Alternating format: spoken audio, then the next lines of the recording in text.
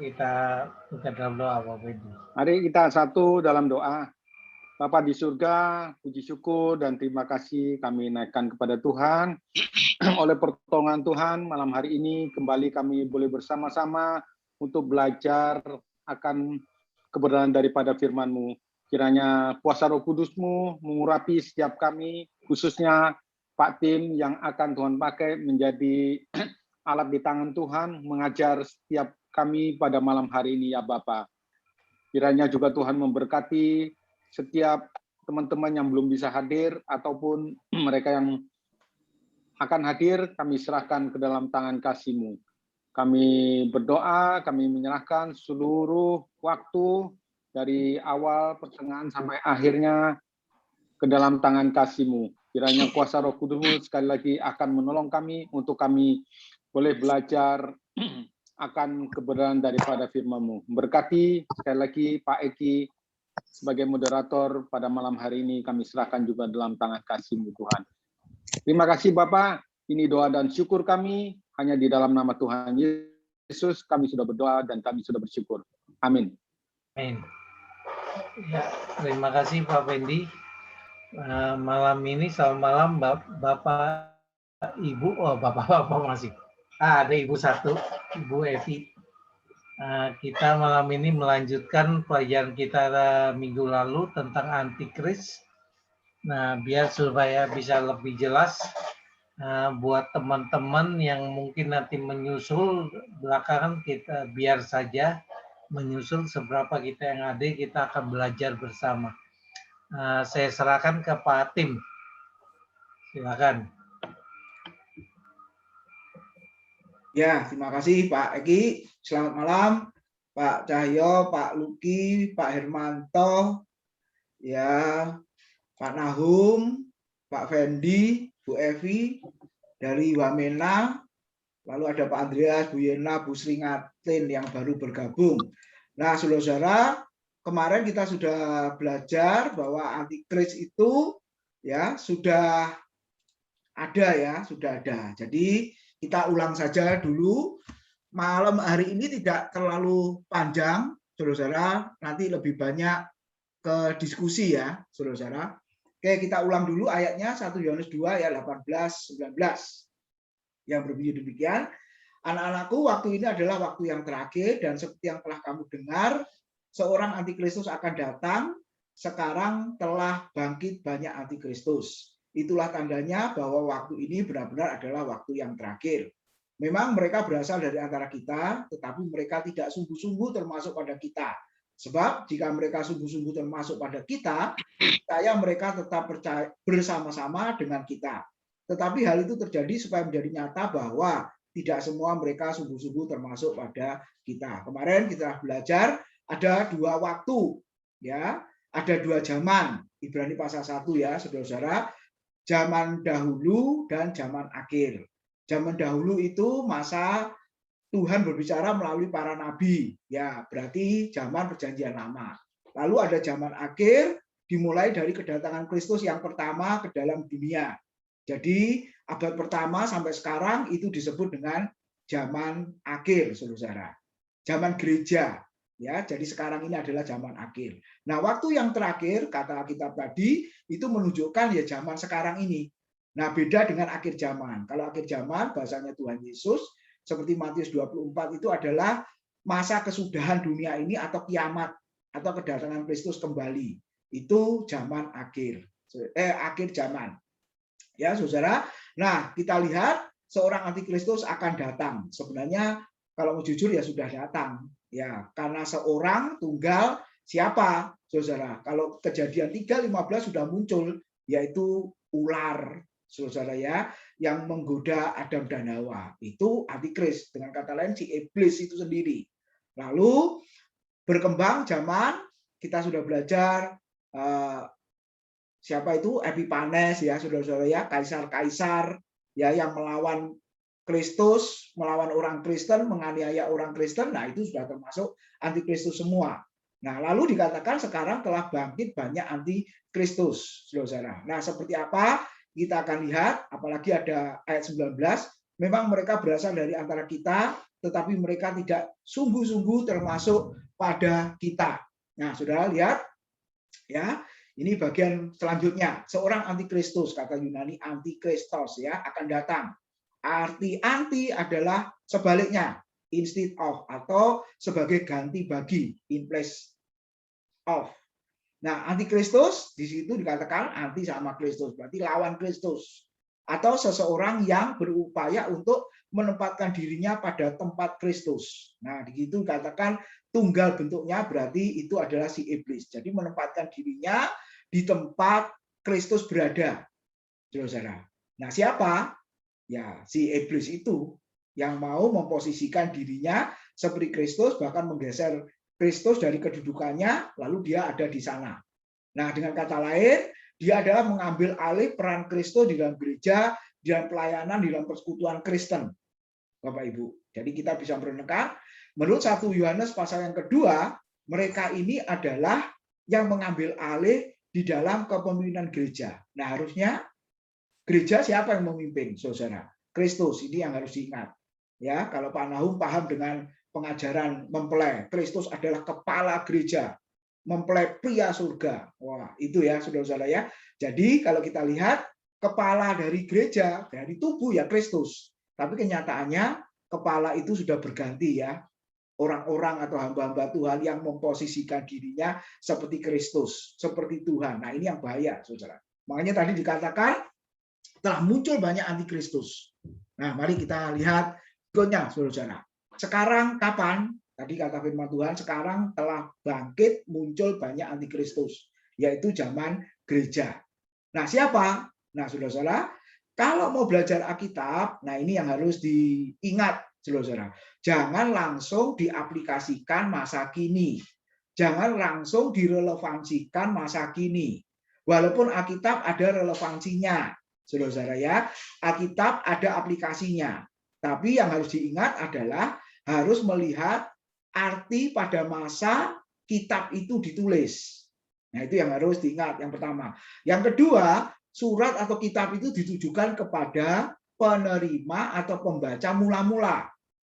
Bukan untuk kita, saudara. Nah, ini yang harus diingat ya. Lalu sang penulis menulis atau memberikan kitabnya atau suratnya sesuai dengan kondisi yang sedang terjadi pada masa surat atau kitab itu ditujukan. Nah, kalau kita lihat 1 Yohanes, saudara-saudara, itu disebut telah bangkit banyak antikristus, itu siapa yang dimaksud oleh Rasul Yohanes, saudara-saudara. Dan Alkitab tadi mengatakan mereka berasal dari antara kita, dari antara orang Kristen, dari antara jemaat, muncul dari dalam gereja. Siapa itu? Nah, kalau kita pelajari, saudara, ternyata mereka itu adalah para bidat. Ya, jadi lupakan antikristus yang menyeramkan, antikristus yang menyiksa orang Kristen, kaisar-kaisar ya. Antikristus yang apa saudara ya, menganiaya orang percaya, itu lupakan saudara. Karena di 1 Yohanes yang dimaksud antikristus itu bukan mereka itu. Ya, 1 Yohanes itu memberitahu antikristus adalah para bidat. Apa artinya bidat? Yaitu para pengajar sesat. Ya, nanti kita akan belajar tentang bidat-bidat Kristen, Bapak Ibu ya, dari masa ke masa. Ya, nanti setelah Lebaran kita akan belajar itu. Jadi, saudara-saudara, kita bisa lihat bidat gnostik yang muncul pada masa itu, dan Rasul Yohanes menulis surat memberi peringatan ya supaya orang percaya hati-hati, yaitu adalah bidat gnostik. Apakah mereka itu? Ajaran ini, gnostik ini menyangkali realitas inkarnasi Kristus. Apa artinya inkarnasi? Inkarnea, ke dalam daging. Jadi Kristus menjadi manusia, saudara-saudara, Yohanes 1 ayat 14, itu disangkal. Ya, kenapa? Nah, ini alasannya. Sebab materi itu jahat, tubuh itu jahat. Jadi tidak mungkin Allah masuk ke dalam sebuah tubuh jasmani. Saudara-saudara, ya. Jadi firman yang adalah suci, yang adalah kudus, yang adalah Allah sendiri menjadi manusia, yaitu menjadi tubuh manusia, masuk ke dalam materi, itu tidak mungkin. Nah, itu menurut para gnostik, saudara. Ya, sebab itu Kristus yang seolah-olah memiliki tubuh ketika ia ada di dalam dunia. Jadi menyangkali kehadiran Kristus sebagai manusia, Jadi kalau ada itu seolah-olah memiliki tubuh ketika ia ada di dalam dunia, sesungguhnya tidak. Nah, ini yang Rasul Yohanes tekankan, saudara-saudara. Ya, makanya ketika para gnostik mengatakan tidak mungkin firman itu menjadi manusia, Allah yang kudus menjadi manusia bentuk tubuh, bentuk daging, saudara-saudara, justru Yohanes muncul di Yohanes pasal 1 ayat yang ke-1 dan ayat 14 itu, pada mulanya adalah firman, firman itu bersama-sama dengan Allah, dan firman adalah Allah, ya, saudara-saudara, logos itu, dan ayat 14, firman itu telah menjadi manusia. Jadi dia mau mengatakan, yang menurutmu tidak mungkin Allah menjadi manusia, Allah yang suci menjadi materi, karena materi itu jahat, justru sekarang terjadi, menjadi kenyataan, bahwa firman itu telah menjadi manusia dan tinggal di antara kita. Jadi saudara, bidat waktu itu, antikristus waktu itu yang dimaksud adalah pengajar sesat yang namanya gnostik, Bapak Ibu. Oke, nanti kita akan diskusikan lebih lanjut. Nah, ayat berikutnya tadi mengatakan sekarang telah bangkit banyak antikristus. Jamak ya. Kalau tadi tunggal, sekarang jamak. Siapa yang dimaksud? Para pengajar sesat yang menolak Kristus hadir menjadi manusia ke dalam dunia. Ya, saudara. Lalu 1 Yohanes pasal 2 ayat 22, mereka disebut pendusta. Kenapa disebut pendusta? Karena mereka menyangkal Yesus adalah Kristus dan menyangkal Bapa. Saudara, nanti baca ayatnya. Dan yang ketiga, kita bisa melihat antikristus yang dimaksud mereka, yang dimaksud Rasul Yohanes adalah nabi palsu. Nah, lalu ayat 1 Yohanes pasal 2 ayat 27 itu muncul. Saudara, maksudnya apa? Nah, coba lihat saudara. 1 Yohanes pasal 2 ayat 27. Sebab di dalam diri kamu tetap ada pengurapan yang telah kamu terima daripadanya. Karena itu tidak perlu kamu diajar oleh orang lain. Perhatikan. Tetapi sebagaimana pengurapannya mengajar kamu tentang segala sesuatu dan pengajarannya itu benar, tidak dusta, dan sebagaimana ia dahulu telah mengajar kamu, demikianlah hendaknya kamu tetap tinggal di dalam dia. Nah, saudara, lihat, kalau kita tidak mengerti latar belakang yang dimaksud orang lain ini siapa, maka kalau hamba Tuhan itu atau siapapun menjelaskan ayat ini langsung aplikasi masa kini, saudara, maka kesimpulannya bagaimana, saudara? Kelas kita ini pasti tutup ya. Kenapa? Karena kita tidak perlu diajar oleh orang lain. Biar Roh Kudus saja yang mengajar. Memang pekerjaan Roh Kudus salah satunya adalah mengajar, benar ya? Mengajarkan kebenaran, mengajarkan tentang Kristus. Nah, itu peranan Roh Kudus, Bapak Ibu Saudara. Tapi kalau kita lepas dari konteks, out of konteks dari ayat ini, dari surat 1 Yohanes ini, maka kita punya kesimpulan apa? Kita nggak perlu belajar, kita nggak perlu diajar orang lain, kita nggak perlu baca buku-buku yang ditulis orang lain, kita hanya baca Alkitab saja. Saudara, seperti itu ya. Nah, kalau sudah seperti itu gimana, saudara? Ya, bahaya, betul ya. Padahal yang dimaksud orang lain itu adalah para bidat atau pengajar sesat. Nah, saya harap sampai di sini kita bisa memahami. Jadi Rasul Yohanes memberi peringatan keras kepada jemaat, kalau begitu kamu nggak perlu diajar oleh para penyesat itu, para bidat itu, saudara. Ya, kenapa? Karena pengurapannya telah ada padamu yang telah kamu terima. Oke, nanti kita akan diskusikan lebih lanjut. Nah, lalu bagian yang keempat, siapakah antikristus itu? Memang ya mereka berasal dari antara kita, tetapi mereka tidak sungguh-sungguh termasuk pada kita. Kesimpulannya, ternyata para bidat, pengajar sesat itu berasal dari dalam gereja. Ingat, saudara, yang memusuhi gereja ada dua, eksternal dan internal. Eksternal para penguasa yang menganiaya orang Kristen, lalu internal adalah dari dalam. Kalau Bapak Ibu baca surat Yohanes, surat Yudas, surat Petrus, ya, saudara, ya, itu musuh dalam selimut, saudara. Karena dari dalam gereja itu yang merongrong, itu yang memusuhi orang percaya, yaitu para pengajar sesat. Nah, kalau Bapak Ibu renungkan, ya akhir-akhir ini kan wah luar biasa ya, saudara, di YouTube dan lain sebagainya itu, ya berperang melulu antara yang benar dengan yang salah. Yang salah menganggap benar, yang benar meyakini lebih benar, pasti benar. Jadi tidak karu-karuan di luaran itu, saudara. Ya, tapi memang terus terjadi seperti itu dari masa ke masa. Makanya ada istilah bidat Kristen dari masa ke masa, saudara. Ya, terus muncul seperti itu. Oke, jadi antikristus yang dimaksud di 1 Yohanes pasal 2 adalah pengajar sesat. Nah, 1 Petrus pasal 4 ayat 17, saudara, memberi peringatan seperti ini. Karena sekarang telah tiba saatnya penghakiman dimulai. Perhatikan, dan pada rumah Allah sendiri yang harus pertama-tama dihakimi. Dan jika penghakiman itu dimulai pada kita, bagaimanakah kesudahannya dengan mereka yang tidak percaya pada Injil Allah? Saudara lihat ya, di dalam gereja harus ada penghakiman.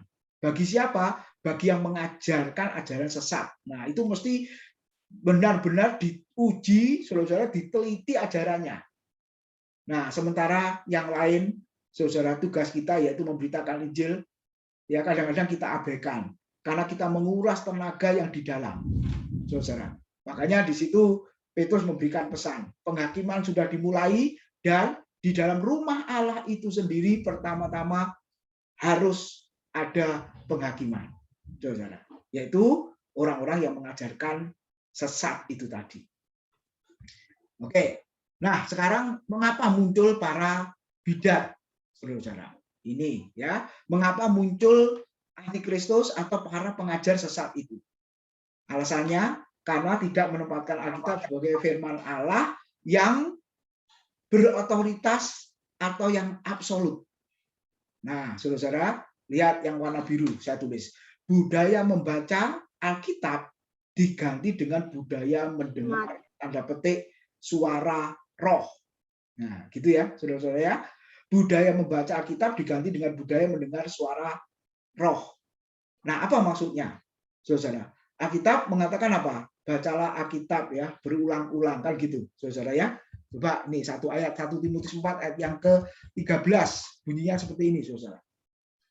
Sementara itu sampai aku datang, perhatikan perintahnya, bertekunlah dalam membaca kitab-kitab suci, dalam membangun dan dalam mengajar. Jadi maaf, bagi para pengajar, para pengkhotbah, saudara, hamba Tuhan harus bertekun dalam membaca. Apa artinya membaca di sini? Belajar, saudara. Wah, walaupun ada sekarang Alkitab bentuk audio ya, saudara. Itu untuk orang tua sebenarnya yang tidak bisa membaca, yang matanya sudah terganggu, saudara. Itu untuk mereka. Jadi tidak bisa baca, akhirnya mendengar.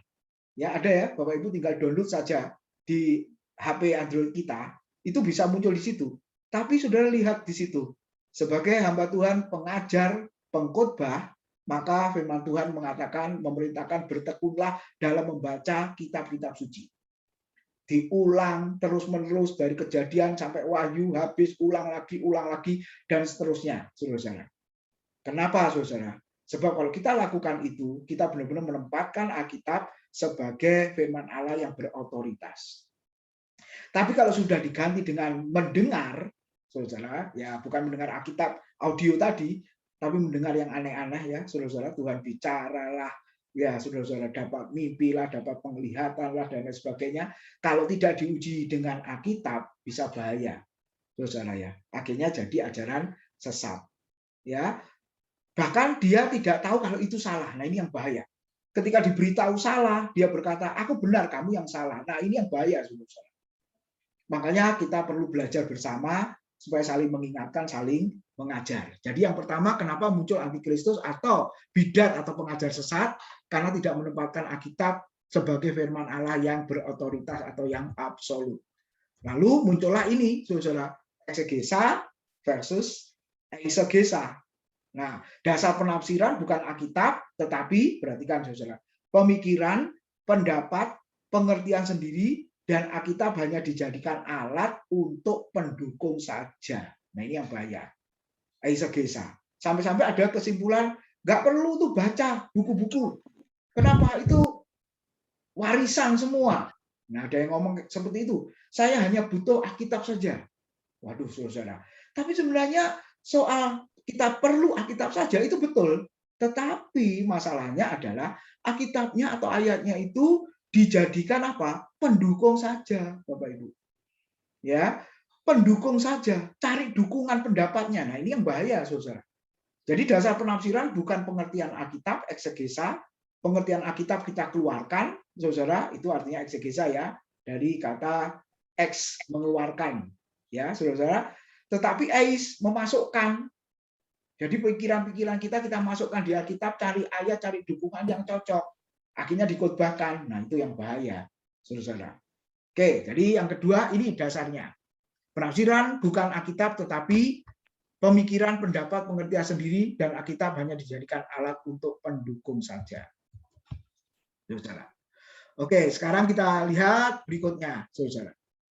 Nah, meskipun Alkitab yang adalah firman Allah terus diselewengkan, nah ini pembelaannya, sepanjang masa, tetapi Allah tetap memeliharanya sampai sekarang ini.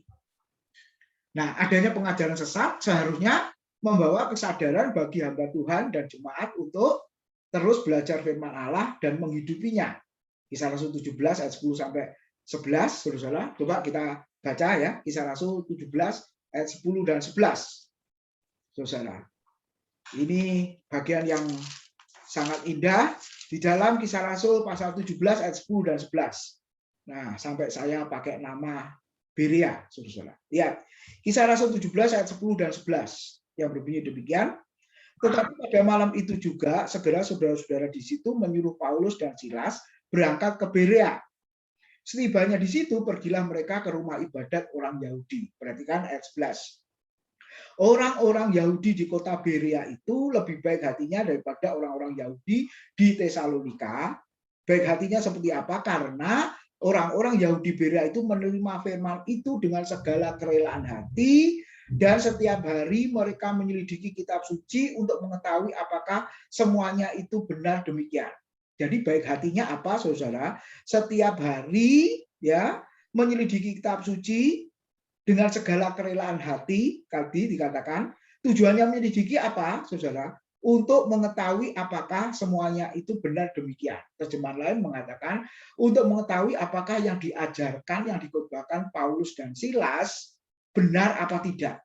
Nah, ini luar biasa, Saudara. Paulus dan Silas siapa? Konteks sekarang hamba Tuhan besar, hamba Tuhan terkenal, ya, Saudara, hamba Tuhan yang dipakai Tuhan, tapi ajarannya, khotbahnya pun juga harus diselidiki. Nah, kata Yunani-nya anakrino itu artinya hurufiahnya mengayak, Bapak Ibu ya. Kalau kita sedang tukang itu ya mengayak pasir, sehingga yang dibutuhkan adalah butiran-butiran pasir yang sangat lembut. Nah, artinya adalah menyelidiki, menguji, bahkan mengkritik ajaran Paulus dan Silas. Kalau seandainya ada yang menyimpang, ada yang menyeleweng. Wah, ini kan luar biasa, Saudara. Jangan sampai kita berkata, biarin aja Pak, itu kan hamba Tuhan, urusannya dengan Tuhan. Betul. Ya, tapi kan dia ngajarnya sama kita, berarti urusannya juga sama kita, Saudara. Jadi kita berhak menanyakan, berhak menguji, ya, berhak mengkritik, Saudara, ajarannya sesuai Alkitab apa tidak. Nah, itu yang kita lihat, Saudara. Jadi jemaat itu harus terus belajar di situ. Jadi kalau ada ajaran atau firman Tuhan yang disampaikan tidak sesuai, kita boleh bertanya, ya, mendiskusikan dan lain sebagainya, boleh, Saudara. Makanya malam hari ini nanti kita berdiskusi tentang bagian-bagian dari firman Tuhan. Ya, oke, sudah mau habis, Bapak Ibu. 2 Timotius 4 ayat 1 sampai 4 memberi peringatan seperti ini. Di hadapan Allah dan Kristus Yesus yang akan menghakimi orang yang hidup dan yang mati, aku berpesan dengan sungguh-sungguh kepadamu demi penyataannya dan demi kerajaannya. Ya, apakah itu? Beritakanlah firman, siap sedialah, baik atau tidak baik waktunya, nyatakanlah apa yang salah, tegurlah dan nasihatilah dengan segala kesabaran dan pengajaran. Beritakanlah firman, ajarkanlah firman itu, siap sedialah, baik atau tidak baik waktunya, nyatakanlah apa yang salah, tegurlah dan nasihatilah dengan segala kesabaran dan pengajaran. Nah, ini ayat yang sangat penting, Saudara.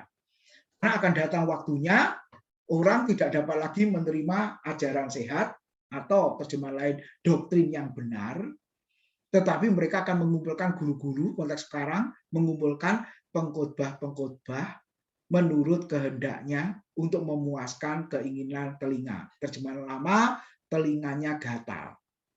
Saya sudah kirim video di grup ya, kalau nggak salah, saudara-saudara ya. Larilah, masih ingat saudara. Tinggalkanlah, keluarlah dari gereja yang mengajarkan bukan firman. Ya, dari gereja yang hanya mengajarkan nasihat, motivasi. Larilah, keluarlah dari gereja yang hanya mengajarkan kenikmatan, kenyamanan, kesenangan, kemakmuran dalam hidup. Keluarlah, larilah dari gereja yang apa saudara? Tidak pernah ada teguran tentang dosa, tidak pernah memberitakan tentang pertobatan, mengajarkan tentang kelahiran baru, bagaimana hidup serupa dengan Kristus. Tinggalkan itu. Masih banyak, Bapak Ibu Saudara ya. Nah, jadi kenapa? Karena untuk masa sekarang orang senang mengumpulkan pengkhotbah-pengkhotbah atau guru-guru tadi untuk memuaskan, menyenangkan keinginan telinga. Nah, makanya firman Tuhan mengatakan harus beritakanlah, baik atau tidak baik waktunya, tegurlah, nasihatilah dengan kesabaran dan pengajaran. Jadi kalau kita sudah belajar, mengerti, kita ajarkan lalu dengan kesabaran. Kenapa? Karena akan datang waktunya. Dan menurut saya bukan akan datang waktunya, sudah datang waktunya, saudara-saudara. Ya, oke, terakhir. Mereka akan memalingkan telinganya dari kebenaran dan membukanya bagi dongeng. Jadi di mata Paulus pengajaran sesat itu seperti dongeng, saudara-saudara. Amin. Tuhan memberkati. Silakan Bapak Ibu boleh berdiskusi ya, menanyakan sehubungan dengan materi 2 Senin ini. Silakan Bapak Ibu Saudara. Ya, mari Bapak Ibu yang mungkin ada pertanyaan bisa juga masuk dalam kolom chat ya. Ya, mau nanya langsung silakan unmute. Kalau bisa nyalakan videonya supaya tahu orang yang bertanya itu kelihatan. Ya, silakan Bapak Ibu.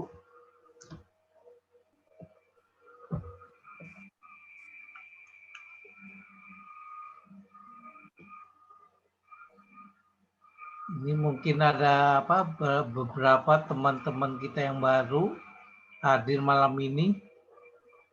Mungkin bisa dibuka videonya supaya kita saling mengenal. Ya, rata-rata mahasiswa saya itu dari STHF ya. Selamat datang.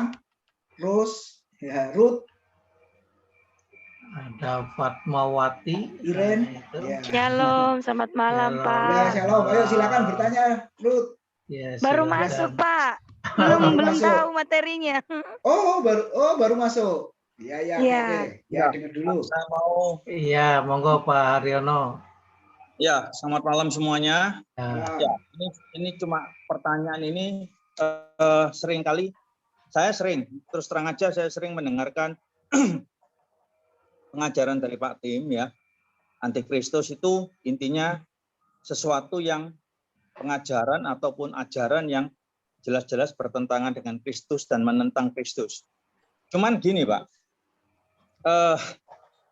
yang jadi permasalahan saya itu gini, selama ini kita kan sendiri tahu ya, banyak gereja-gereja yang ya dalam tanda petik mengajarkan yang namanya teologi kemakmuran ya. Nah, apakah teologi kemakmuran itu bisa dikatakan ajaran sesat?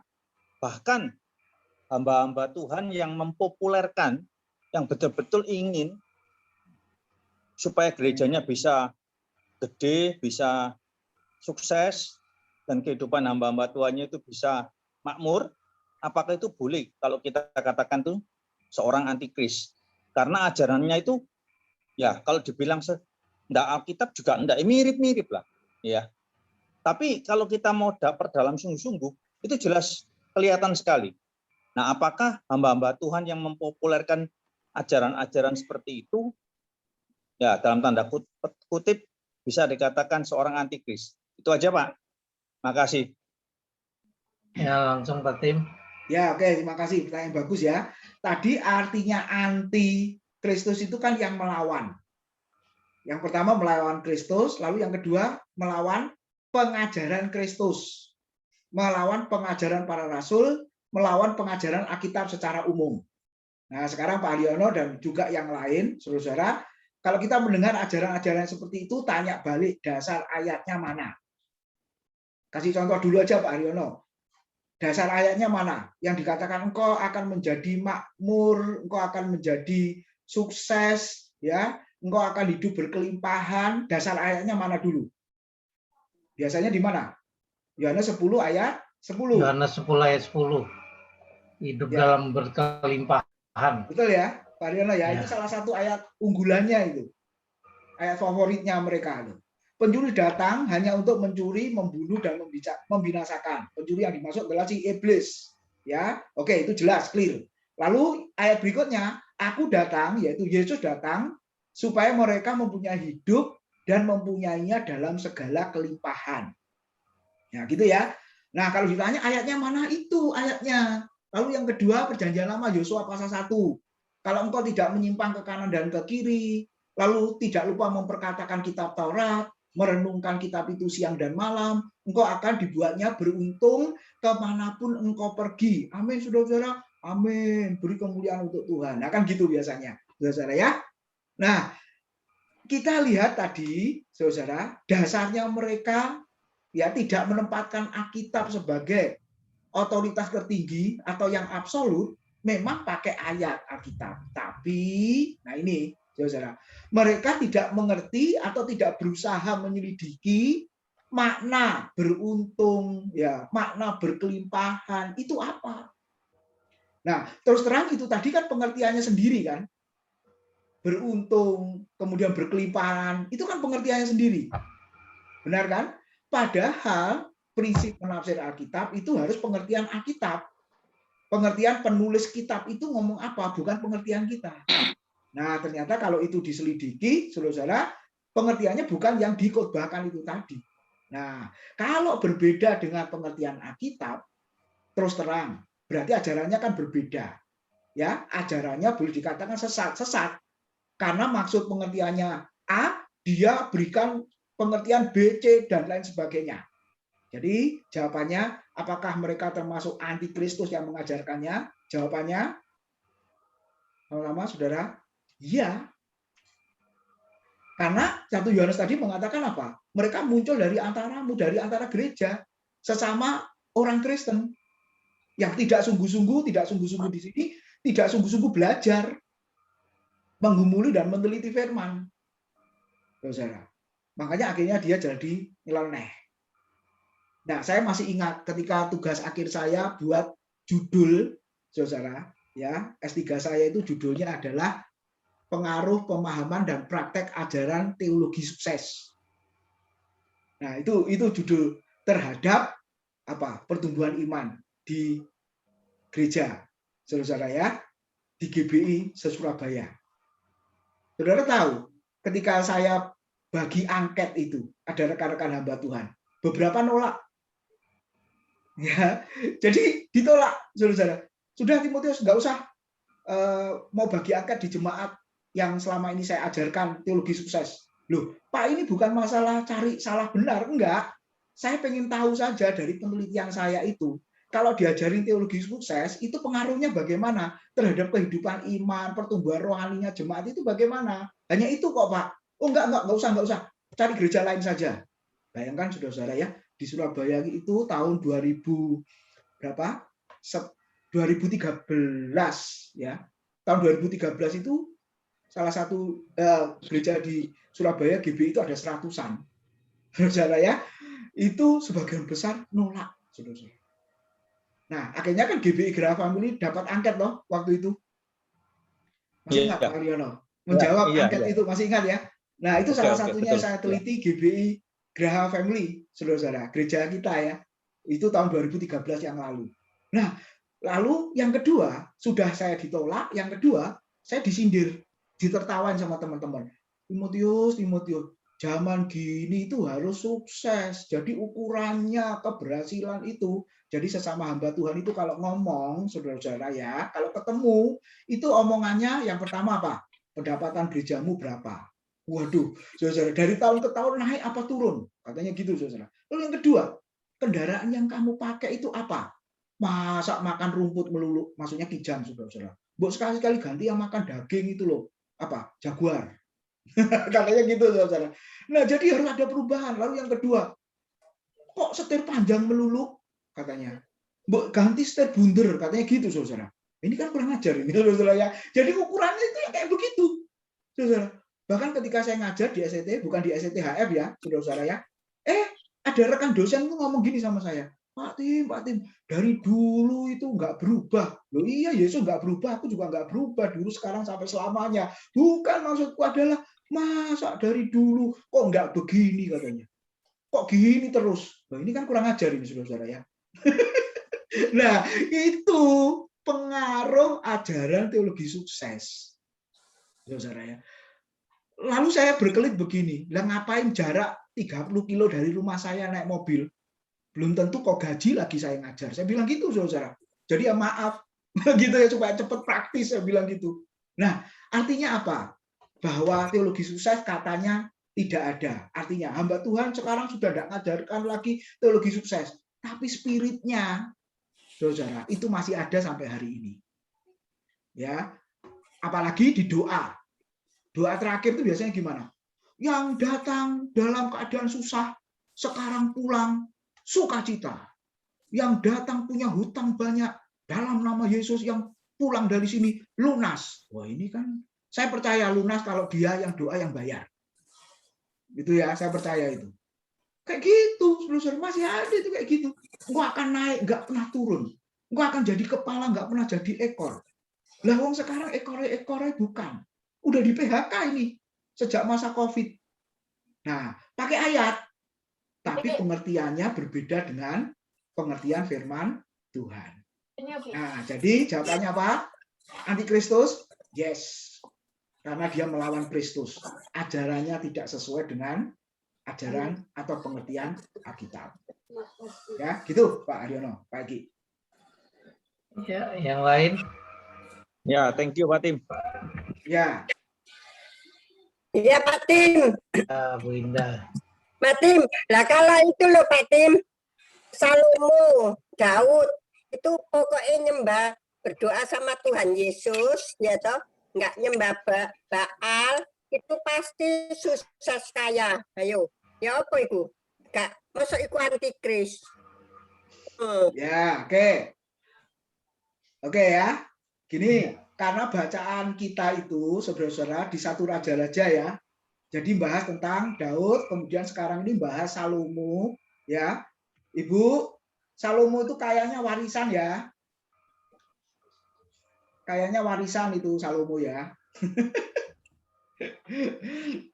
Oke. Nah, memang kalau di dalam perjanjian lama itu memang ya banyak orang-orang kaya. Tapi ketika menyembah berhala, jadi antikris toh. Jadi melawan Allah kan. Akhirnya jatuh. Ya, jatuh dalam dosa akhirnya melawan Allah kan. Gitu. Jadi pengertiannya seperti itu. Jadi bukan kekayaannya, tapi ketika menyembah berhala.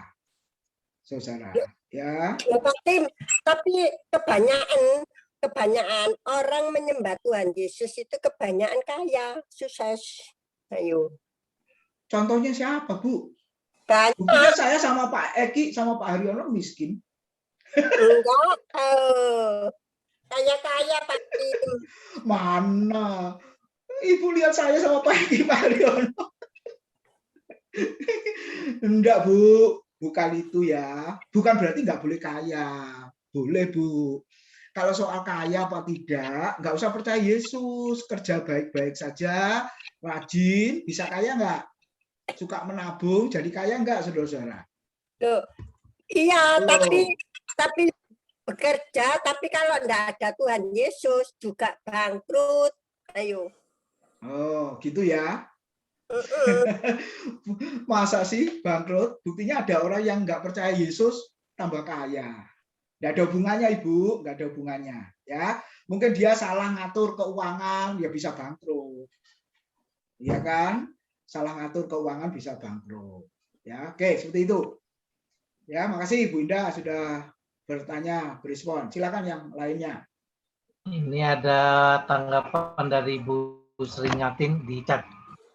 Ya, Dia tanggapi, permisi Pak Tim, banyak juga hamba Tuhan yang mengajarkan karena Kristus sudah menderita, karena itu kita tidak perlu menderita.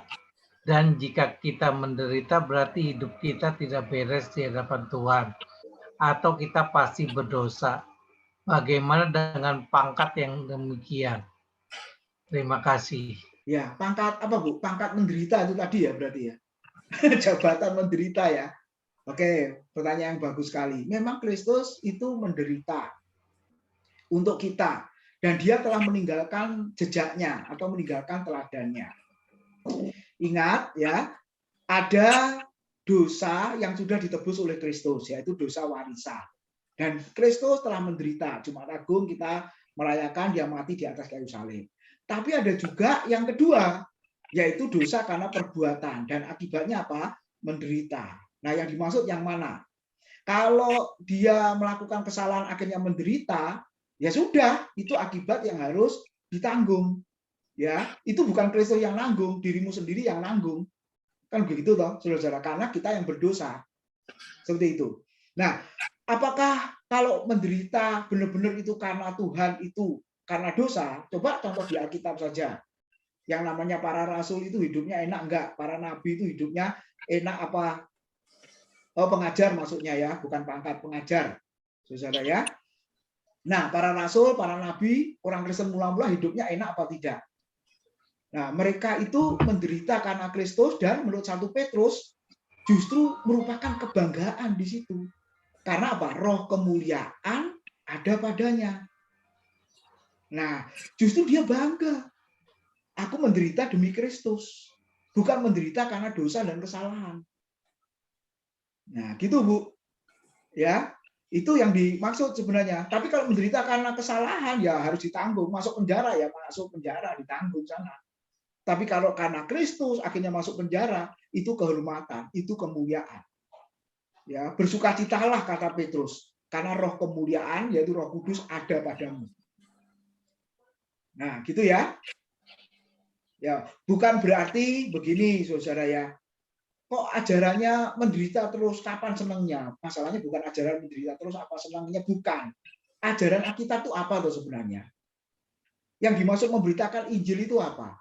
Kan memberitakan tentang kematian dan kebangkitan Kristus. Kenapa dia mati? Sebelum mati dia menderita. Nah, itu yang harus dikhotbahkan terus kan? Jadi cuplikan video yang saya bagi yang lalu Bapak Ibu nonton apa tidak? Kalau gereja sudah tidak mengajarkan Kristus, tidak mengajarkan salib, larilah, keluarlah dari gereja itu. Pergilah dari gereja itu. Karena itu bukan gereja. Keras loh, saudara ya. Benar tuh, Alkitab tuh begitu. Ya. Oke, itu Bu Sri. Makasih. Iya Pak Tim. Ya, saya mau sambung Pak. Oh iya, silakan. Pak siapa ya? Ya. Oh Cahyo, yuk. Pak Cahyo. Iya, iya. Kalau tadi saya perdengarkan dari beberapa teman-teman ngomong masalah penderitaan, ya. Kalau kita lihat Rasul Paulus katakan begini dalam Filipi 1:29, kepada kamu dikaruniakan bukan saja untuk percaya, tetapi menderita bagi dia. Jadi kalau toh ada satu penderitaan, bahkan satu ayat firman Tuhan katakan, itu penderitaan sementara tidak sebanding dengan kemuliaan yang akan kita terima nanti. Mungkin itu dulu aja Pak Tim. Oke, terima kasih tambahnya ya. Jadi kalau ada orang atau hamba Tuhan yang menderita terus, ya memang dapat karunia penderitaan.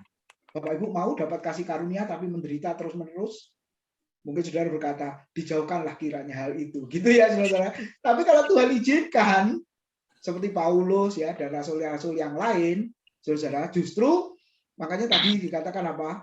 Kalau dibandingkan dengan kemuliaan yang akan diberikan, memang nggak sebanding. Nah itu pengharapannya ya, janji firman Tuhan seperti itu. Oke, terima kasih Pak Cahyo. Ya, gini Pak Tim, saya mau nanya juga. Yang pertama soal antikris, karena kan banyak di antara kita atau orang Kristen ya, gereja yang mengatakan bahwa antikris itu belum datang. Nanti katanya. Ada yang berkata 3,5 tahun, sebelum 3,5 dan sebagainya. Itu bagaimana kita menjelaskan kepada mereka. Yang kedua soal bidat. Nah, bidat itu mengatakan juga mengaku bahwa dia pegang Alkitab. Taunya bahwa semua Alkitab. Itu bagaimana kita menjelaskan bahwa itu mereka itu bidat atau bukan? Karena ya yang kita tahu sekarang ini kan para bidat ya, contohnya lah yang akhir-akhir ini terjadi ya soal oneness dan Allah Tritunggal. Nah, oneness itu juga mengaku pegang Alkitab, tidak memegang yang lain-lain. Pokoknya dia semata-mata Alkitab, katanya begitu. Bagaimana kita menegaskannya bahwa Alkitabnya ya, padahal Alkitabnya yang dia pegang juga sama dengan Alkitab yang kita pegang. Itu saya, Pak Tim. Oke, terima kasih. Yang pertama sudah dibahas Senin kemarin ya. Kalau pengertiannya antikristus belum datang, nanti akan datang di dalam masa 3,5 tahun dan sebagainya, tanya balik ayatnya di mana. Gitu loh, ayatnya di mana. Nah, pengertian antikristusnya yang dipikirkan itu seperti apa? Nah, kita kan pembatasan masalahnya di 1 Yohanes tadi kan, saudara-saudara ya. Yang dimaksud antikristusnya mereka ini seperti apa? Ya, atau mereka berpikir ada orang lagi ya, kalau tokoh-tokoh yang melawan Kristus ya akan terus muncul. Ya, pemimpin atau raja atau siapapun terus muncul kan, yang namanya tokoh-tokoh. Intinya yang menghalangi orang Kristen, menghalangi gereja, menghalangi pemberitaan Injil, lalu diperlakukan tidak adil, ya, orang Kristen itu sebenarnya mereka sudah antikristus. Ya, nggak usah tunggu 3,5 tahun ya, kan kelamaan itu. Kalau mau jujur juga 3,5 tahunnya itu juga dihitung kapan, mulainya kapan juga nggak tahu nih, jangan-jangan. Oke, sekarang yang kedua. Yang kedua tadi prinsipnya ya, bawa Alkitab ya, pegang Alkitab, pegang. Saudara kan pegang Alkitab.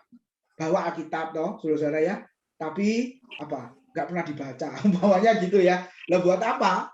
Saudara ya, dipegang atau dibawa saja tapi nggak pernah dibaca. Maksud saya adalah kalau tidak mengertinya dengan baik, saudara, nanti jadi kacau.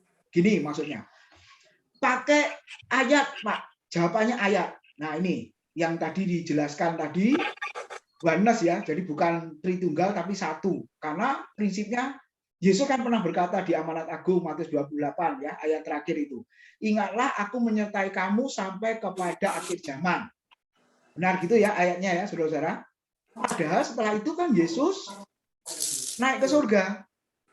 Betul? Ya, duduk di sebelah kanan Allah Bapa, lalu nanti dia akan datang kembali kan yang kedua kalinya menjemput kita. Nah, kemudian di bagian yang lain, saudara-saudara, di Injil Yohanes, Yesus mengatakan apa?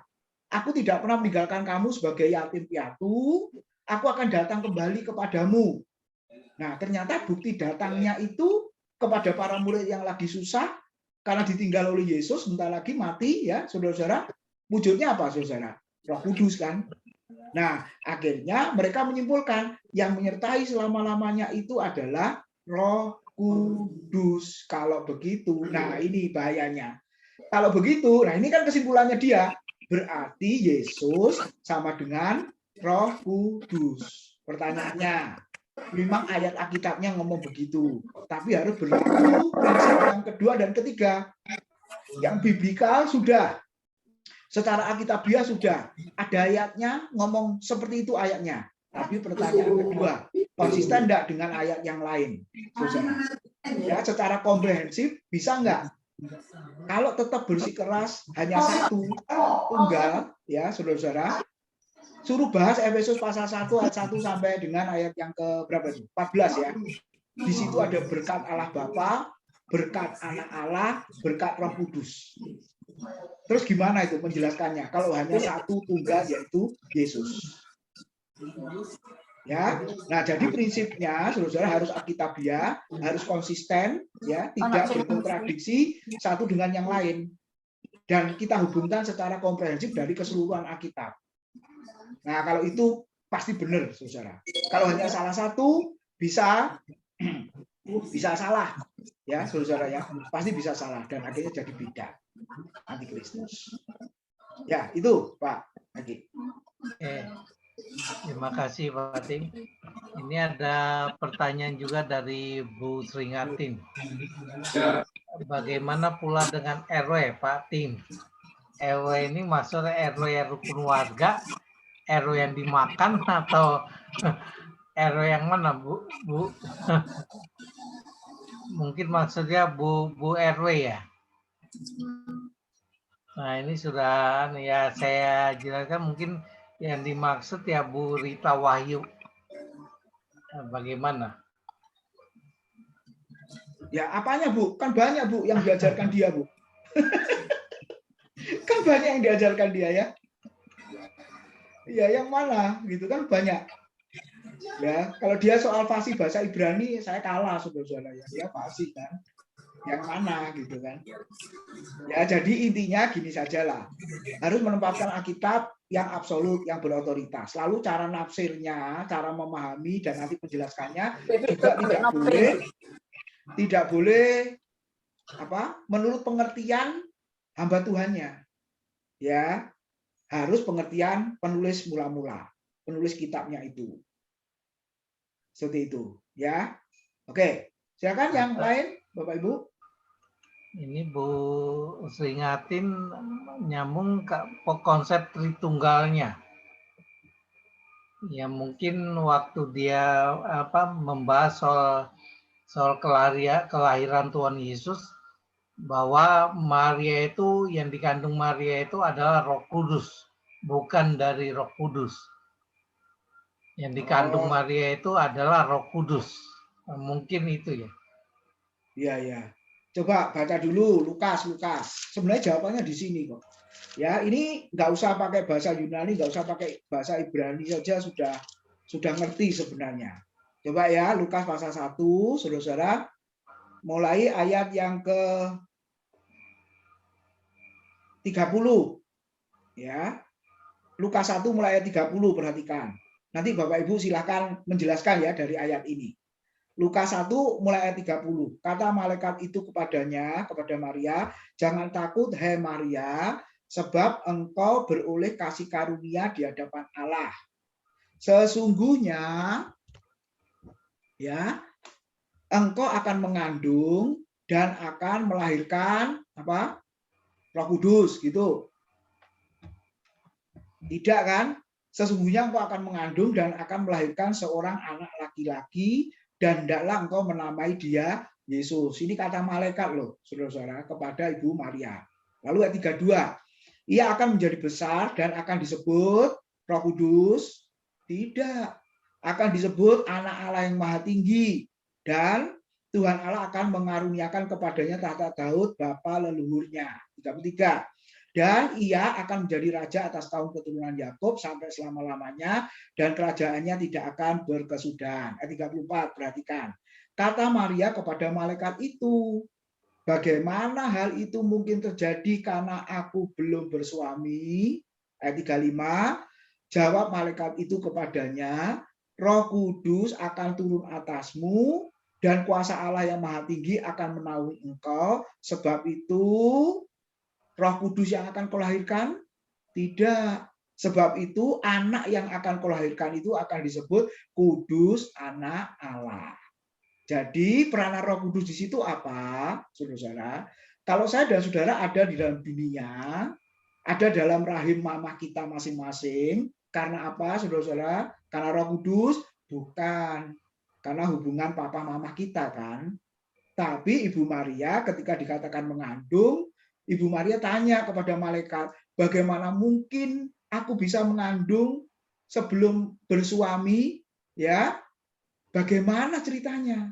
Makanya malaikat berkata, "Roh Kudus akan turun atasmu, dan kuasa Allah yang maha tinggi akan menaungi engkau." Jadi peranan atau fungsi Roh Kudus di situ adalah sebagai apa?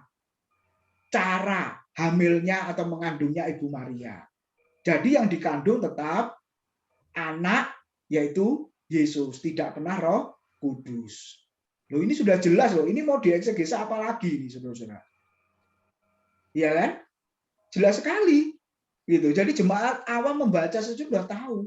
Karena Ibu Maria bertanya bagaimana mungkin. Nah, ini kan bicara soal caranya bagaimana. Makanya Roh Kudus turun atasmu. Tapi yang dikandung tetap anak Allah atau Yesus, anak yang maha tinggi itu tadi. Anak laki-laki, anak yang kau lahirkan. Tidak pernah disebut satu kali pun Roh Kudus. Ya, gitu ya. Saudara-saudara, jelas ini. Ya, nggak perlu dokter, nggak perlu apa ini saudara-saudara untuk menjelaskan mengerti bagian ini. Sudah jelas. Seperti itu. Oke, itu. Silakan. Yang lain? Mari Bapak Ibu. Mungkin ada yang lain. Jadi Bagaimana, benar-benar nanti Bu Kristus ada di tengah-tengah kita yang ngajar aneh-aneh itu loh ya. Saudara-saudara. Yuk silakan. Pak Wendy. Ya, malam Ya, Pak Wendy. Pak Dim. Malam Ya. semuanya. Aku mau tanya aja. Kembali lagi tadi melanjutkan pertanyaan Pak Haryono tadi, Pak. Masalah kemakmuran tadi, Pak. Tadi Ya. disimpulkan bahwa itu termasuk antikris ya, Pak. Ya. Ya. Pengajar Nah, sesat, kembali- pengajar yang tidak sesuai Alkitab, antikris. Ya, mungkin saya harus kembali kepada 1 Yohanes 4 ini, Pak. Ya. Kalau 1 Yohanes 4 kan dikatakan roh antikris itu ketika kita menyangkal Allah ya, Pak ya. Kristus itu baru dikatakan itu antikris ya, Pak. Selama kita masih mengaku bahwa iman kita masih kepada Yesus, itu bukan antikris, Pak. 1 Yohanes 4 ayat 2 ya. Demikian kita mengenal roh Allah. Setiap roh yang mengaku bahwa Yesus Kristus telah datang sebagai manusia berasal dari Allah. Dan setiap roh yang tidak mengaku Yesus tidak berasal dari Allah. Itu yang dikatakan antikris ya, Pak. Nah, kalau menurut saya ya, Pak ya, sejauh mereka itu imannya masih ke Kristus ya, masih percaya bahwa Yesus itu anak Allah, itu mereka itu bukan antikris. Walaupun penafsiran mereka ya kadang mungkin masih katakan bayi rohani lah, mereka belum mengerti sehingga menafsirkan tafsiran yang agak nyeleneh-nyeleneh itu, Pak ya. Tapi sejauh iman mereka kepada Kristus itu bukan antikris, Pak. Kalau mengacu kepada 1 Yohanes 4 ini, Pak. Jadi bagaimana, Pak, menurut Ya, Pak? oke. Terima kasih, Pak. Ya, makasih Pak Wendy. Langsung ya, Pak Eki ya. Nah, jadi di pendahuluan tadi sudah saya sebut. Ketika Rasul Yohanes menulis surat ini, dia berhadapan dengan siapa tadi? Bidat Gnostik. Ya, pengajar sesat yang namanya Gnostik yang menyangkali Kristus telah datang ke dalam dunia ini. Makanya di situ dikatakan, demikianlah kita mengenal roh Allah. Setiap roh yang mengaku bahwa Yesus Kristus telah datang sebagai manusia berasal dari Allah. Lalu ayat yang ketiga, dan setiap roh yang tidak mengaku Yesus tidak berasal dari Allah. Nah, roh itu adalah roh antikristus. Jadi yang dimaksud adalah para bidat Gnostik, Pak Pendi. Jadi konteks ayat 1 Yohanes pasal 4 ayat 2 dan 3 itu adalah para pengajar sesat yang namanya Gnostik. Itu yang disebut dengan antikristus. Karena mereka melawan bahwa Kristus telah datang ke dalam dunia menjadi manusia berwujud materi. Karena prinsip mereka materi itu jahat. Roh yang suci, yang kudus tidak mungkin menjadi materi yang jahat. Nah, jadi itu dulu. Kalau kita melihat Alkitab, harus melihat pengertian Alkitab pada masa itu dulu. Nah, sekarang Pak Pendi tadi jelaskan, kalau masih percaya Yesus, tapi ajarannya atau penafsirannya nyeleneh, tadi dibilang apa? Bayi rohani. Oh, tunggu dulu. Ternyata orang-orang yang maaf nyeleneh itu dokter-dokter itu, Pak Pendi. Jadi kalau disebut bayi rohani bukan, sudah opa rohani itu sebenarnya. Ya, karena sudah dokter-dokter itu yang membuat pernyataan-pernyataan begitu. Saudara.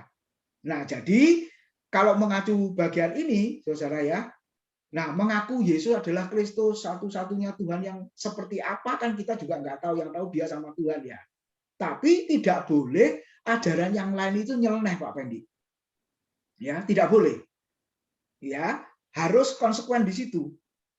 Sebab Alkitab mengajarkan apa? Masalahnya yang diajarkan mereka ini atau apa istilah tafsiran-tafsiran mereka ini kan tidak sesuai, Pak Pendi. Nah, contohnya seperti mengajarkan kemakmuran itu kan ayatnya tidak pernah menjelaskan seperti itu. Iya toh, Pak Pendi? Justru mereka menjelaskan yang lain dari pengertian Alkitab. Nah, ternyata yang dimaksud Yesus, aku datang supaya mereka mempunyai hidup dan hidup berkelimpahan, itu kan hidupnya bukan hidup jasmani, tapi apa? Zoe, ya hidup rohani, hidupnya Allah. Hidupnya Allah itu berkelimpahan. Nah, itu bicara kualitas, perisos ya kata Yunaninya. Jadi bukan kuantitas, tapi kualitas. Hidup kekalnya Allah itu digambarkan seperti hidup yang berkelimpahan. Nah, jadi bukan materi, Pak. Nah, ini kan salah, gitu kan? Makanya saudara-saudara nanti di surga itu, iya kalau di surga ya banyak yang dijeweri oleh penulis-penulis kitab gitu ya. Karena dia salah menjelaskan surat Injil Yohanes atau surat Yohanes, nanti ketemu Rasul Yohanes. Kalau dia salah menjelaskan surat Paulus, dia akan ketemu Paulus gitu ya kira-kira. Nah ini guyonan yang nggak ada tanya jawab. Seperti itu. Makanya kita harus tetap rendah hati, saling belajar, saling mengingatkan, saudara-saudara. Ya kalau kita punya pengertian salah, ya kita harus sadar itu salah, kita kembali yang benar. Nah itu yang penting, Pak Bedi. Jadi secara konteks, antikristus itu adalah pengajar yang mengajarkan yang lain dari apa yang dimaksud pengertian Alkitab. Itu Pak Pendi yang dimaksud di situ. Ya bisa Pak dipahami? Ya Pak, silakan yang lainnya. Terima kasih Pak. Ya, makasih. Pak Hermanto kelihatannya sudah siap. Ya. Dan Pak Agus Budiono juga ya, malam dari Semarang. Ya, malam Pak Tim. Oke, gantian ya. Ya, kalau dari penjelasan Pak Tim, kalau antikris itu ya pasti nanti kan neraka gitu Pak Tim ya. Kan pasti ya masuk neraka. Nah, sedangkan antikris itu disebut sebagai bagian dari apa tadi? Maksudnya kan dari kita ya. Jadi orang Kristen yang salah. Tadi Pak Tim ngomong pengajar-pengajar salah. Nah, kalau kita hubungkan dengan predestinasi Pak Tim, ya orang yang mengaku Yesus itu sebagai juru selamat itu pasti Roh Kudus yang menggerakkan. Sudah dipilih istilahnya. Ya, betul. Nah, bagaimana mereka yang asalnya kan juga percaya Yesus, kemudian mengajar itu, dan Pak Tim ngomong dia itu antikris. Nah, itu coba bagaimana Pak Tim hubungannya? Ya. Oke, pertanyaan bagus sekali ya, saudara-saudara. Coba kita baca di surat Yudas yang satu pasal sebelum Wahyu itu. Pak Hermanto silakan baca. Yudas hanya satu pasal ayat 3 dan 4, Pak. Ya, saya baca Yudas 1 ayat 3 dan 4.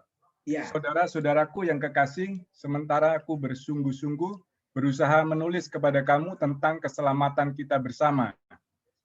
Aku merasa terdorong untuk menulis ini kepada kamu dan menasihati kamu, supaya kamu tetap berjuang untuk mempertahankan iman yang telah disampaikan kepada orang-orang kudus.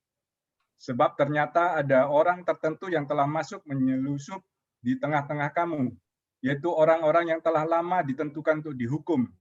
Mereka adalah orang-orang yang fasik, yang menyalahgunakan kasih karunia Allah kita untuk melampiaskan hawa nafsu mereka, dan yang menyangkal satu-satunya penguasa dan Tuhan kita Yesus Kristus.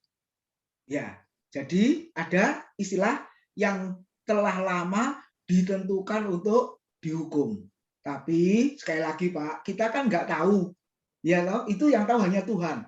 Yang mana telah lama ditentukan untuk binasa atau dihukum atau untuk selamat, itu kan yang tahu Tuhan.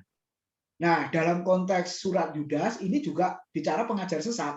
Tadi dikatakan telah lama ditentukan untuk dihukum. Nah, pertanyaannya, kalau masih hidup, kemudian ketika menyadari ajarannya salah, lalu kembali kepada Tuhan, apakah dia telah lama ditentukan untuk dihukum? Nah, gitu kan masih ada kesempatan untuk berubah, Pak. gitu kan? Ya, Ya. enggak. Saya yang dulu Pak Tim pernah jelaskan bahwa kalau orang sudah ditentukan nanti pasti kembali lagi kan begitu. Oh ya, betul. Tapi masalahnya kita kan nggak tahu Pak itu Pak. Iya kan? Ya kita berdoa supaya Tuhan jangan ditentukan untuk dihukum kan gitu ya. Sekali lagi kita nggak tahu. Tapi kalau akhirnya nanti memang akhirnya dihukum ya memang sepanjang hidup itu nggak akan kembali. Tapi sekali lagi kita kan juga nggak tahu. Ya kan mereka masih hidup. Kalau terus-menerus bersama dengan kita, lalu sampai akhir hidupnya nggak kembali, mungkin kita akan berkata, oh ini memang benar nih, telah lama ditentukan untuk dihukum kan gitu. Nah tapi siapa tahu dia pindah atau kita yang pindah kita nggak tahu kan, saudara. Itu loh Pak. Jadi itu memang bagiannya Tuhan. Alkitab memang mengajarkan seperti itu. Tapi sekali lagi kita kan tidak tahu. Sebab kalau seandainya kita diberitahu, terus terang kita jadi malas menginjil, malas memberitahu, malas mengajar. Kalau mau jujur ya, ngapain saya buka kelas kalau begitu? Toh nanti yang belajar telah lama ditentukan untuk dihukum. Mubazir saya kan gitu. Akhirnya jadi pasif kan. Tapi justru Alkitab mengajarkan kalau ada ajaran yang seperti itu telah lama ditentukan dihukum atau diselamatkan, itu membuat kita lebih bersemangat. Nah, siapa tahu orang-orang di sekitar kita ini gitu ya, ada perubahan, ada pertobatan. Gitu Pak Hermanto. Jadi kita lebih giat lagi, lebih bersemangat lagi. Gitu loh Pak. Iya, contohnya kan Yudas Iskariot. Walaupun ayatnya mengatakan telah lama ditentukan untuk binasa ya. Pertanyaannya, murid yang lain tahu nggak? Ya, bahkan Yesus berkata seorang dari antaramu nanti akan menyerahkan aku. Murid-murid sudah bingung, siapa ya Tuhan? Siapa ya Tuhan? Lalu Tuhan menjawab, seorang yang mencelupkan tangannya di pinggan makan itu, dialah orang itu. Padahal semua tradisi makannya mencelupkan tangannya ke pinggan. Jadi tetap nggak ada yang tahu. Ya itu misterinya Tuhan Pak Hermanto. Tetap nggak ada yang tahu. Tapi memang ada ajaran itu. Lama ditentukan untuk binasa, lama sejak dunia dijadikan ditentukan untuk hidup yang kekal. Memang ada itu. Nah itu Pak Hermanto. Makanya kita harus giat ini. Gitu ya. Mengajar, memberitakan Injil. Ya, siapa tahu mereka ditentukan untuk hidup yang kekal, meresponi Injil yang kita beritakan. Walaupun belum meresponi, siapa tahu ada hamba Tuhan lain, akhirnya meresponi. Kan itu bicara waktu kan. Kalau semua karena kita berhasil, mereka bertobat, kita jadi sombong, saudara-saudara. Makanya Tuhan bisa buat kita tidak melihat hasil. Seperti itu. Ya, itu Pak Hermanto. Ya, bisa ditanggapi atau yang lain? Silakan, Pak. Iya, saya mau tanggapi Pak Tim. Oh, ya. Ya. Iya. Tentang tadi yang disampaikan Pak Hermanto untuk ditentukan binasa, tapi Pak Tim katakan kalau mau balik maka ada satu kesempatan untuk boleh menerima keselamatan dari Tuhan. Satu contoh gini, satu murid Tuhan Yesus yang disebut dengan Petrus, kalau secara manusia kita lihat Petrus itu sudah pasti hukum mati, neraka sudah. Tapi dengan kesempatan yang ada, waktu yang ada, dan dia boleh kembali lagi kepada Tuhan, toh akhirnya Tuhan pakai dengan luar biasa. Petrus, iya kan? Ada sesuatu, ada power yang luar biasa dari diri Petrus, potensi yang luar biasa. Walaupun secara manusia, kalau saya jadi Yesus, Yesus tahu hukum mati ya kesuwen, gitu kan. Tapi Yesus memberikan satu kesempatan sehingga Petrus bisa kembali lagi. Nah, satu firman Tuhan dikatakan begini. Tadi dikatakan kalau ada orang, jadi ada orang yang menabur, ada orang yang menyiram, dan Allah itu yang sendiri yang memberikan pertumbuhan. Sehingga apa yang ditabur orang, apa yang disiram, maka pertumbuhan itu dari Tuhan. Sehingga orang itu bisa menerima keselamatan dari Tuhan. Mungkin itu dulu Pak Tim. Iya. Oke, kalau kita lihat, tidak ada ayatnya sih Petrus ditentukan untuk binasa. Tidak ada ayatnya ya. Ya, gitu loh. Jadi kita nggak tahu ya seperti itu, saudara. Oke, yang lain Pak Hermanto, gimana? Silakan. Ya, kan ada istilah ya keselamatan itu kayaknya kan tidak bisa hilang kalau sudah ditentukan selamat gitu Pak. Nah, kalau Oh ya. orang-orang yang istilahnya pengajar yang kadang ya memang agak nyeleneh gitu, disebut sebagai antikris, tapi dia itu kan juga percaya Yesus juru selamat ya, penebus. Itu Ya. apa mereka antikris? Kalau Oh, antikris kan pasti masuk neraka gitu. oke, ya bagus ya pertanyaannya. Itu julukannya, ya bahasa Alkitab kan seperti itu, julukannya Pak, antikris kan gitu. Karena dia mengajarnya berbeda. Kembali lagi, kan masih ada kesempatan toh. Mereka kan masih hidup. Ya, bisa enggak untuk mengubah ajaran? Mengakui bahwa selama ini salah lalu diubah, mengadakan pengakuan dan lain sebagainya. Kan masih ada kesempatan yang seperti itu.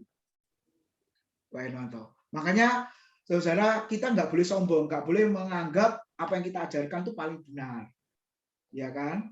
Makanya malam hari ini sebenarnya kita ini belajar bersama. Mungkin ada dari saya yang juga kurang pas, saudara-saudara, ya monggo silakan. Seperti itu loh. Nah, saya dengan rendah hati juga saya akan memperbaiki kalau benar-benar ada yang nyeleneh atau yang salah. Seperti itu, Pak. Ya, seperti itu. Jadi untuk sementara julukannya antikris gitu ya. Tapi sekali lagi, Tuhan kan juga menghendaki pertobatan, kembalinya anak-anaknya. Seperti itu kan, saudara. Nah, jadi saya berharap orang-orang tokoh-tokoh itu bisa kembali mencabut ajarannya, meralat ajarannya. Kan seperti itu. Itu Pak Arianto. Jadi julukan aja Pak itu, Pak. Itu ya. Malam-malam Pak Tim. Ya, Pak Syarif, silakan. Ya, saya kurang setuju tuh julukan antikris itu tidak benar menurut saya. Ya, Sangat gimana, Pak? tidak benar. Kalau itu pendetanya antikris, itu muridnya pasti antikris semua. Jadi kata-kata itu kurang tepat menurut saya. Karena saya menyaksikan banyak orang-orang jemaat situ itu malah luar biasa. Itu satu fenomena yang saya tidak mengerti. Biarpun saya pribadi tidak setuju dengan ajaran kemakmuran itu. Tetapi banyak sekali orang-orang dari kepercayaan lain masuk ke situ dan hidupnya totally berubah. Saya banyak menyaksikan totally berubah.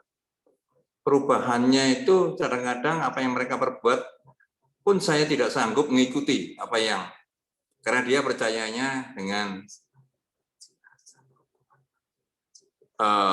ajaran itu, dia tahunya percaya Tuhan Yesus mengajarkan ini, tidak boleh ini, tidak boleh ini, tidak boleh ini. Dia ikuti. Sampai saya menyaksikan berapa orang, aduh, kamu ini kasarnya itu ada berapa orang yang punya masalah keluarga. Kalau saya itu serah mau nganjurkan, sudah kamu bisa aja lah. Gila kamu hidup seperti itu.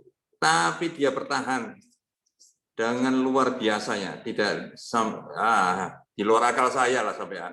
Kalau saya sudah tidak tahan itu, karena ini saya juga anak Tuhan, di dalam hati itu sudah keperucut, mau ngomong aja, tinggal aja. Tapi dia enggak, Tuhan tidak membolehkan saya ini. Ini contoh itu jemaat dari sana, asal tidak percaya tidak apa. Jadi kembali lagi, saya nggak tahu itu Tuhan bagaimana bekerja. Tapi kalau itu betul-betul yang dikatakan antikris, saya yakin itu muridnya antikris semua. Saya punya keyakinan itu. Tapi di situ saya tidak melihat itu. Ya memang saya juga nggak setuju cara mereka ngajarkan. Seperti sepintas saya tidak tahu, saya lihat di Markus 9 ayat 38, di dalam itu Yohanes berkata pada Yesus, Guru, kami lihat seorang yang bukan pengikut kita mengusir setan demi namamu. Lalu kami cegah orang itu karena dia bukan pengikut kita. Tapi kata Yesus, janganlah kamu cegah. Sebab tak seorang pun yang telah mengadakan mujizat dalam namaku dapat seketika bisa mengumpat aku. Barang siapa tidak melawan kita, dia dari pihak kita. Tidak tahu ini kata-kata. Kembali lagi nanti Pak Tim nafsirkan itu zaman apa saya tidak tahu, tapi dari situ mungkin ini satu fenomena yang seperti ini menurut saya ya. Memang secara pribadi saya juga tidak bisa menerima ajaran-ajaran kemakmuran seperti itu. Tapi saya lihat banyak fenomena yang saya lihat. Saya diskusi juga anak saya, betul anak saya masuk dalam satu gereja seperti itu. Saya kan juga merasa waktu itu, wah, di kita ini saya diinterogasi sama Pak Fendi itu. Ini kita nih gereja mau kebenaran. Saya nyoba ini ngomong sama anak saya. Anak saya tertawa sama dia. Pak, Bapak pikiran juga terbuka. Jangan Bapak nganggap yang paling benar loh, Pak. Nah, kebetulan dia tahu awalnya dari gereja saya, toh. Bapak nganggap benar, Bapak menyelamatkan berapa orang di gereja itu. Waduh, saya terpukul betul. Kawan-kawanku, Pak, ini dari Buddha, dari apa, dari Konghucu, banyak yang ikut loh, Pak. Dan dia betul-betul percaya. Wah, itu saya pernah juga ngomong sama Pak Tim loh, itu yang menggugah saya, terserah. Menggugah saya untuk saya bicara sama teman-teman, kita harus bangun ini. Itu satu feedback dari anak saya. Seperti itu. Ya, aku enggak ngerti, Pak. Tapi aku juga enggak ngarepkan suge-suge dari ikut Tuhan. Tapi Tuhan juga mengajarkan banyak hal-hal yang bagus buat aku, juga buat teman-temanku. Itu satu kata-katanya dia. Terus saya juga dari kata-kata itu merenungkan tadi, saya lihat itu. Ya betul juga ya. Banyak teman saudara saya yang di jemaat sana, tapi luar biasa kehidupan rohaninya. Saya sendiri terkagum-kagum, tapi kalau itu betul-betul sesat, wah, saya rasa agak lain. Yang ekstrim ya, misalnya kita bicara yang jelas-jelas sesat, ada yang jelas-jelas sesat, nggak tahu children of God atau apa, saya nggak ngerti itu ya itu sesat ya, sudah cara berpikirnya ya. Tapi kalau yang sebut aja lah kasarnya, Betani, Tiberias yang kita anggap itu, saya masih nggak tahu saya nyebutnya itu, saya nggak berani menjudge. Meskipun saya pribadi tidak sepaham dengan ajarannya. Ini terima kasih Pak. Makasih. Ya, makasih Pak Sarip. Jadi yang kita pelajari, saudara-saudara, julukan antikristus itu tadi yang mengajar berbeda dengan pengertian Alkitab, itu loh. Ya, itu aja. Jadi pengertiannya tidak sesuai, dia punya pengertian sendiri. Nah, itu yang melawan Alkitab, pengertian Alkitab yang diajarkan Yesus dan para rasul. Nah, itu namanya antikristus. Kalau di abad pertama, zaman surat Yohanes, itu kan para gnostik itu tadi yang menyangkali Kristus datang sebagai manusia. Nah, itu saudara-saudara. Ya, makasih feedbacknya Pak Sarip. Juga yang lain silakan, Bapak Ibu, masih ada waktunya. Pak, saya mau tanya, Pak.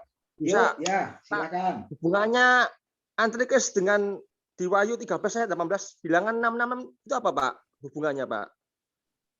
Oh, dengan kemarin sudah dijelaskan toh, Pak Yusa. Kemarin sudah toh. Belum, Pak? Kemarin, loh, iya sudah toh. Maksudnya hubungan apa ini? 666 ya, itu antikristus gitu kah? Atau apa? Iya. Maksudnya ada hubungannya, Pak? Maksudnya dengan 66 di Wahyu ini, Pak, antikristus. Oh iya, iya, oke. Ya, kan belum, Pak? Ya, terima kasih. Pak. Jadi 666 triple six di Wahyu itu memang antikristusnya zaman itu. Siapa? Kemarin kita sudah belajar toh, kaisar-kaisar kan? Ya, kaisar-kaisar Roma kan, yang kejam itu kan. Nah, jadi itu dipakai ya zaman itu. Nah, kalau sekarang plat mobilnya triple six, mosok antikristus? Ya enggak kan? Ya, malah itu plat mahal kan, saudara-saudara ya. Gitu. Nah, jadi kalau konteks sekarang itu enggak ada hubungannya, Pak Yusa. Jadi surat Wahyu itu kan pasal berapa itu? 21 ayat 6 ya. Sudah selesai, telah terjadi. Berarti memang sudah terjadi pada masa itu. Kan gitu. Ya, dan yang kedua 666 itu kan kata Alkitab tadi apa menurut Wahyu itu? Kan itu simbol kan? Iya, simbol kan? Jadi yang dijuluki 666 itu siapa? Ya antikristus siapa? Kaisar-kaisar. yang melawan orang Kristen, menganiaya orang Kristen dan lain sebagainya. Nah, itu jadi yang mesti diingat ke sana, saudara. Jadi sekali lagi jangan langsung diambil relevansi masa kini, jangan dulu. Nah, nanti salah. Kan Wahyu ditulis pada masa itu kan, ditulis untuk orang-orang Kristen pada masa itu. Lalu orang-orangnya juga situasinya pada saat itu. Jadi jangan langsung sekarang, nggak ketemu nanti. Gitu, Pak Yusa. Ya, maksudnya gimana? Dihubungkan sekarang, oh vaksin 66, apa Ya, gitu, mungkin ada 666 hubungannya gitu ya? dengan sekarang, Pak. Iya, Mungkin nggak hubungannya ada. dengan sekarang. Iya, nggak ada betul, saudara. Jadi ada ajaran yang dihubung-hubungkan. Nah, itu namanya ilmu gatuk ya, digatuk-gatukkan gitu loh. Padahal nggak terhubung gitu loh, saudara. Makanya banyak yang takut juga, ya kan? Seperti itu. Oke, makasih. Silakan yang lain, saudara-saudara, masih ada waktu 10 menit. Ayo, mahasiswa. Ada Iren, ada siapa ini? Jesia. Pak Mamati juga. Ya, Pak. Coba. Nggak, kenapa pakai angka 666 itu, Pak? Kok enggak 777? Oh iya, bagus ya. Angka cantik. Iya, oke. Karena di situ Disebutkan dijelaskan kalau yang bijaksana bisa menghitung. Ya. Nah, Jadi itu pasti banyak kan ada spekulasi. Ya, akhirnya banyak spekulasi, Pak. Jadi 6666 itu dihitung, ada yang mengatakan, oke nanti saya cari dulu ya, Pak. Oh, itu Kaisar Nero, ada yang ngomong kayak gitu. Yang dimaksud, atau kaisar siapa lagi. Jadi ada hitung-hitungannya itu. Makanya yang berhikmat tadi menghitung. Ya, nanti ketemu, Pak. Gitu ya. Ada. Nanti saya kasih, Pak. Seperti itu. Ada datanya itu. Ada tafsirannya yang ngomong seperti itu. Jadi maksud itu Kaisar Nero, Kaisar siapa? Ada beberapa kaisar yang dimaksud antikristus zaman itu. Seperti itu. Ya memang Mungkin dipakai pakai 6. Mungkin dipakai 66 itu kan 66 itu kan 6 katanya angka manusia. Jadi sementara 7 kan angka sempurna. Nah, jadi 666 itu triple six itu berarti manusia mau sempurna. Tapi nggak bisa karena yang sempurna itu adalah Tuhan. Makanya mentok dia 66 aja, 66 triple six nggak bisa maha sempurna dia. Nah, itu mungkin. Nah, ada itu 46 Pak Egi. 66666 gitu sampai 5 kali misalnya lebih mantap lagi gitu.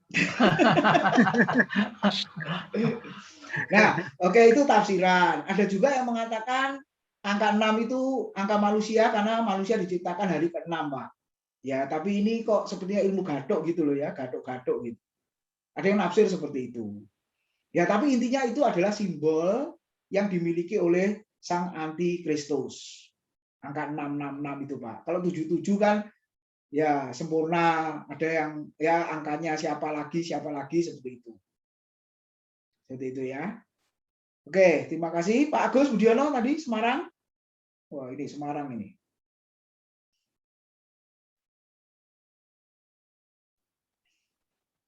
Ya, Pak Agus, silakan. Ya, terima kasih Pak Tim. Ya. Iya, terima kasih buat penjelasannya. Terus jujur aja Pak, selama ini sejak ini saya sharing aja saya. Sejak muda saya terima pengajaran tentang antikris itu apa ya? Jadi antikris itu adalah seperti orang-orang yang menentang secara fisik gitu Pak, menentang kekristenan secara fisik. Jadi ayatnya seperti yang di Matius pasal 24, pembinasa keji itu. Ya, seperti itu Pak. Jadi orang-orang yang menentang kekristenan secara fisik, membakar gereja, menganiaya orang Kristen dan sebagainya itu yang akhirnya yang saya terima dari pengajaran-pengajaran yang lalu, dan itu sampai mengakar. Dan image saya antikris itu seperti itu, gitu. Dan terima kasih malam ini Pak Tim sudah memberikan penjelasan yang yang cukup jelas dalam konteks 1 Yohanes itu ternyata antikris yang dimaksud adalah bidat gnostik, dan untuk penerapan hari sekarang ini adalah mereka-mereka yang mengajarkan secara keliru ya Pak ya. Ya. Ya terima kasih. Satu pengajaran yang pemahaman yang baru buat saya, dan memang itu sudah hari-hari terakhir setelah saya mengikuti studi Alkitab ini, saya semakin semakin mengerti tentang itu.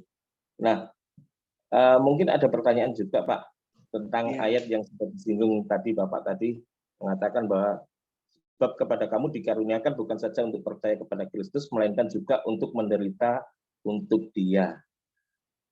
Nah, kita kenal lagu Pantekosta lama Pak, biarpun miskin di bumi, asalkan kaya di surga. Jadi seakan-akan orang yang miskin itu malah lebih rohani Pak. Kalau tadi orang yang mengajarkan kemakmuran salah, nah tapi lagu Pantekosta lama mengajarkan biar miskin di bumi, asal kaya di surga. Nah ini sebetulnya yang jadi barometernya itu yang benar itu yang mana Pak? Yang lebih rohani yang mana? Antara yang miskin dengan yang sukses menurut ukuran dunia. Gitu Pak, terima kasih. Ya, makasih. Lagu itu kan sudah nggak dinyanyikan lagi ya Pak. Masih nyanyi lagu itu enggak, saudara-saudara ya? Ya, jadi apakah dia mengambil ayat Matius 5 ayat yang ketiga, berbahagialah orang yang miskin di hadapan Allah, karena merekalah yang empunya kerajaan surga. Mungkin itu ya, diambil dari ayat itu. Tapi sebenarnya pengertiannya kan bukan itu. Nah, tadi saya sudah sampaikan, kaya dan miskin itu enggak ada hubungannya percaya Yesus apa tidak. Ya, benar kan, saudara? Nah, kalau keadaan tanda petik miskin di dunia, kenapa kok bisa sampai miskin? Ya, enggak bekerja atau enggak mau bekerja atau apa? Kalau seperti ini masuk kaya di surga, Pak. Yang dimaksud miskin di dunia, kaya di surga itu adalah Matius pasal 5 ayat yang ketiga. Jadi miskin rohani. Apa artinya? Orang berdosa di situ. Jadi kalau orang berdosa mengemis anugerah Tuhan, mengemis pengampunan Tuhan, mengemis belas kasihan Tuhan, orang itulah yang kaya. Karena orang itulah yang mempunyai kerajaan surga. Karena kata miskinnya itu bukan, ada kata Yunani dua kan, penikran sama ptokos. Kalau penikran itu miskin tapi masih punya harta. Ya, miskin tapi masih punya sedikit harta. Tapi kalau ptokos itu benar-benar miskin. Ya, hidupnya bergantung sama orang lain. Nah, makanya Yesus berkata berbahagialah yang miskin, yang ptokos itu di hadapan Allah. Orang berdosa, ya, itu artinya orang berdosa yang mengemis anugerah pengampunan dari Tuhan. Nah, orang seperti inilah yang kaya dalam kerajaan Allah, Pak. Karena orang ini yang mempunyai kerajaan Allah. Itu Pak Agus Budiono pengertiannya sebenarnya. Ya, seperti itu. Oke. Masih ada, Bapak Ibu? Masih, Pak. Ya, seperti itu ya. Oke, kalau sudah cukup, kita akhiri. Waktunya habis, saudara-saudara. Kita ketemu Senin depan dengan topik praktis, saudara-saudara, LGBT ya. Nah, itu ya. Yang ngajar dosen, penulis buku juga, dia punya bukunya LGBT itu. Jadi topiknya adalah keterikatan dosa seksual atau apa itu. Nanti saya share ke Bapak Ibu Saudara. Terima kasih atas kebersamaannya. Kita akhiri, Pak Egi. Oke. Ya, kita akhiri. Terima kasih Pak Tim untuk pengajaran malam ini supaya semakin jelas kita melawan antikris zaman akhir ini. Ya, saya minta mungkin Pak Tim yang berdoa buat kita semua. Ya, mari Bapak Ibu kita bersyukur buat kelas kita sudah berakhir dengan baik, kita berdoa. Tuhan, kami percaya pengertian kami belum sempurna.